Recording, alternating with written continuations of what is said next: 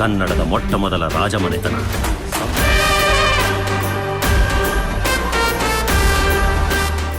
Ladies and gentlemen, ಆರಂಕಶ ವಿಠೋಡಂ ನೆನುವಿದೆನ್ನ ಮನಂ ಬನವಾಸಿ ದೇಶಂ. ಕವಿ ಪಂಪನ ಕವಿವಾಣಿ ಕೇಳದವರಿಲ್ಲ. ಕನ್ನಡದ ನೆಲದಲ್ಲಿ ಕನ್ನಡಿಗರಿಗಾಗಿಯೇ ಕನ್ನಡ ಸಾಮ್ರಾಜ್ಯವೊಂದನ್ನ ಸ್ಥಾಪಿಸಿದಂತಹ ವೀರ ಕನ್ನಡಿಗ ಅರಸ ಯಾರು? ಆತನ ಸಾಹಸಗಾಥೆ ಏನು? ನೋಡ್ತಾ ಹೋಗೋಣ. ಎಸ್ ವೀಕ್ಷಕರೇ, ನೆಲ ಜಲ ಭಾಷೆಗಾಗಿ ಪ್ರಾಮಾಣಿಕ ಪತ್ರಿಕೋದ್ಯಮ. ನೀವು ನೋಡ್ತಾ ಇದ್ದೀರಾ ಫೋಕಸ್ ಟಿವಿ. ನಾನು ನಿಶ್ಚಿತ.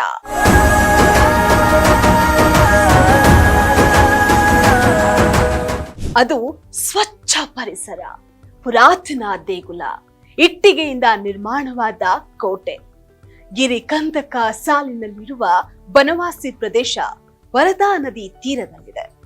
ಇಲ್ಲಿನ ಮಧುಕೇಶ್ವರ ದೇವಾಲಯದ ವಾಸ್ತುಶಿಲ್ಪ ನೋಡುಗರ ಮನಸೂರೆಗೊಳಿಸುತ್ತೆ.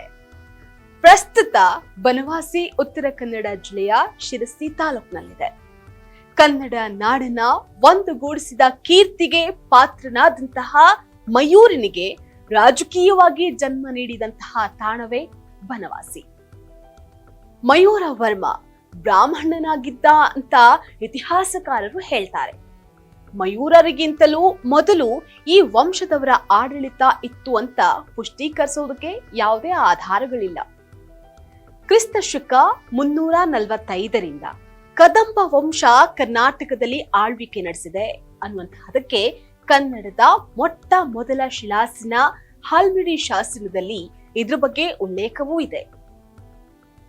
ರಾಷ್ಟ್ರಕೂಟ ಅಮೋಘ ವರ್ಷನ ಕವಿರಾಜ ಮಾರ್ಗ ಗ್ರಂಥದಲ್ಲೂ ಇದ್ರ ಬಗ್ಗೆ ಸ್ಪಷ್ಟವಾಗಿ ಉಲ್ಲೇಖಗಳಿದೆ.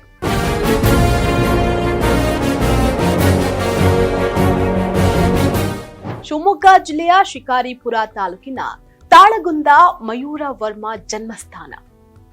ಬ್ರಾಹ್ಮಣ ಬಂಧುಸೇನನ ಮಗನಾಗಿ ಹುಟ್ಟಿದಂತಹ ಮಯೂರ ತಾತ ಹಾಗೂ ಗುರು ವೀರಶರ್ಮನ ಮಾರ್ಗದರ್ಶನದಲ್ಲಿ ವಿದ್ಯಾಭ್ಯಾಸವನ್ನ ಶುರು ಮಾಡ್ತಾನೆ. ಹೆಚ್ಚಿನ ವಿದ್ಯಾಭ್ಯಾಸಕ್ಕಾಗಿ ವೀರಶರ್ಮನೊಟ್ಟಿಗೆ ಕಂಚಿಗೆ ಹತ್ತ ಹೋಗ್ತಾನೆ. ಕಂಚಿಯಲ್ಲಿ ಮಯೂರ ವಿದ್ಯಾರ್ಜನೆಯನ್ನ ಮಾಡ್ತಾನೆ. ರಾಜಧಾನಿ ಕಂಚಿಯಲ್ಲಿ ಪಲ್ಲವ ಅರಸರು ಸ್ಕಂದವರ್ಮ ಆಳ್ವಿಕೆನ ನಡೆಸ್ತಾ ಇರ್ತಾನೆ. ಅಲ್ಲಿನ ಅರಮನೆ ಕುದುರೆ ಸವಾರನೊಬ್ಬ ಮಯೂರ ವರ್ಮನನ್ನ ಅವಮಾನಿಸ್ತಾನೆ. ಈ ವಿಚಾರವನ್ನ ಮಯೂರ ರಾಜನ ಗಮನಕ್ಕೆ ತರ್ತಾನೆ. ಈ ವೇಳೆ ರಾಜ ಸ್ಕಂದವರ್ಮ ಮಯೂರನನ್ನ ಅವಮಾನಪಡಿಸ್ತಾನೆ. ಇದರಿಂದ ರೊಚ್ಚಿಗಿದ್ದ ಮಯೂರನಲ್ಲಿ ರಾಜ್ಯ ಸ್ಥಾಪನೆಯ ಕಿಚ್ಚು ಹೆಚ್ಚಾಗ್ಬಿಡುತ್ತೆ. ವೇದಾಭ್ಯಾಸ ಮಾಡ್ತಾ ಇದ್ದ ಮಯೂರ ಕ್ಷತ್ರಿಯನಾಗಿ ಬದಲಾಗ್ತಾನೆ. ಯುದ್ಧದ ಕಲೆಗಳನ್ನ ಕರಗತ ಮಾಡಿಕೊಂಡ. ಕತ್ತಿ ವರಸೆ, ಕುದುರೆ ಸವಾರಿಯಲ್ಲಿ ನಿಪುಣನಾಗ್ತಾನೆ. ಈತನ ಬೆಳವಣಿಗೆ ಸಹಿಸದಂತಹ ಪಲ್ಲವರು ಮಯೂರನನ್ನ ಬಂಧಿಸೋದಕ್ಕೆ ಸಂಚನ ರೂಪಿಸ್ತಾರೆ. ಈ ವಿಚಾರ ಗೊತ್ತಾಗ್ತಾ ಇದ್ದಂತೆ ಮಾರು ವೇಷದಲ್ಲಿ ಮಯೂರ ತಪ್ಪಿಸ್ಕೊಳ್ತಾನೆ. ಕಾಲಚಕ್ರದಡಿಯಲ್ಲಿ ಹುದುಗಿ ಹೋದ ಕದಂಬರ ಸಿರಿ ಸಂಪತ್ತು. ಮಾರು ವೇಷದಲ್ಲಿ ಶ್ರೀಶೈಲ ಬೆಟ್ಟಗಳ ಸಾಲನ್ನ ತಲುಪುವಂತಹ ಮಯೂರ ಉತ್ತರ ಭಾರತದ ಸಮುದ್ರಗುಪ್ತನ ದಂಡಯಾತ್ರೆಯ ಜೊತೆಗೂಡಿ ಪಲ್ಲವರ ವಿಷ್ಣುಗೋಪನ್ನ ಯುದ್ಧದಲ್ಲಿ ಸೋಲಿಸ್ತಾನೆ. ಈ ವೇಳೆ ಮಯೂರನಿಗೆ ಬುಡಕಟ್ಟು ಜನರ ಸಹಾಯ ಸಿಗುತ್ತೆ.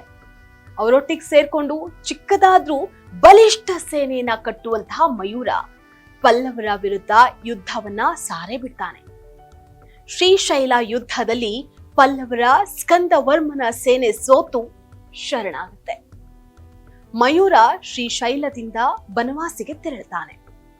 ಜನಪರ ಕಾರ್ಯಗಳ ಮೂಲಕ ಜನಾನುರಾಗಿ ಎನಿಸಿಕೊಳ್ಳುವಂತಹ ಮಯೂರ ತ್ರಿಕೂಟರು, ಅಭಿಹಾರರು, ಸೇಂದ್ರಕರು, ಕಂಚಿಯ ಪಲ್ಲವರು, ಪರಿಯಂತ್ರಕರು, ಶಾಕಸ್ಥಾನರು ಸೇರಿದಂತೆ ಸಾಕಷ್ಟು ಸಮಾಂತರ ವಿರುದ್ಧ ದಿಗ್ವಿಜಯವನ್ನ ಸಾಧಿಸ್ತಾನೆ. ಇದರ ನೆನಪಿಗಾಗಿ ಅಶ್ವಮೇಧ ಯಾಗ ನಡೆಸಿ 144 ಹಳ್ಳಿಗಳನ್ನ ತಾಳಗುಂದ ಬ್ರಾಹ್ಮಣರಿಗೆ ದಾನ ಕೊಡ್ತಾನೆ. ಮಯೂರವರ್ಮ ಸರಿಸುಮಾರು 200 ವರ್ಷ ದಕ್ಷಿಣ ಭಾರತವನ್ನು ಆಳಿದ ಕದಂಬರು. ಜೀವಿತಾವಧಿಯಲ್ಲಿ ಉತ್ತಮ ಕಾರ್ಯಗಳನ್ನ ಮಾಡ್ತಾ ಜನ ಕಲ್ಯಾಣದಿಂದ ಜನರಿಂದ ಹೆಸರಿಸಲ್ಪಟ್ಟ ಅರಸ ಮಯೂರ. ಕ್ರಿಸ್ತ ಶಕ 365ರಲ್ಲಿ ಇಹಲೋಕ ಯಾತ್ರೆಯನ್ನ ಮುಗಿಸ್ತಾನೆ. 20 ವರ್ಷದ ಆಳ್ವಿಕೆಯಲ್ಲಿ ರಾಜ್ಯ ವಿಸ್ತರಣೆಯ ಜೊತೆಗೆ ತನ್ನ ರಾಜ್ಯವನ್ನ ಸಂಪತ್ಭರಿತಗೊಳಿಸ್ತಾನೆ. ಮಯೂರನ ಬಳಿಕ ಗಂಗವರ್ಮ, ಭಗೀರಥ, ರಾಘ ಅನ್ನುವಂಥವರು ಕದಂಬರ ಕೀರ್ತಿಯನ್ನ ಹೆಚ್ಚು ಮಾಡ್ತಾರೆ. ಆನಂತರ ಅಧಿಕಾರಕ್ಕೆ ಬಂದಂತಹ ಕಾಕುಸ್ಥಾವರ್ಮನಿಂದ ಕದಂಬರ ಖ್ಯಾತಿ ಮತ್ತಷ್ಟು ಹೆಚ್ಚಾಗುತ್ತೆ. ಕದಂಬರಿಂದ ಕರ್ನಾಟಕಕ್ಕೆ, ಕನ್ನಡಕ್ಕೆ ವಿಶಿಷ್ಟ ಸ್ಥಾನಮಾನ ದೊರೆಯುತ್ತೆ. ಪ್ರಸ್ತುತದ ದಿನಗಳಲ್ಲಿ ಬನವಾಸಿ ತಾಲೂಕು ಕೇಂದ್ರವಾಗದಿರೋದು ಮಾತ್ರ ದುರಂತವೇ ಸರಿ. ಇದಾಗಿತ್ತು ಇವತ್ತಿನ ಫೋಕಸ್ ಸ್ಪೆಷಲ್ ಸ್ಟೋರಿ. ನೆಲ ಜಲ ಭಾಷೆಗಾಗಿ ನೋಡ್ತಾ ಇರಿ ಫೋಕಸ್ ಟಿವಿ.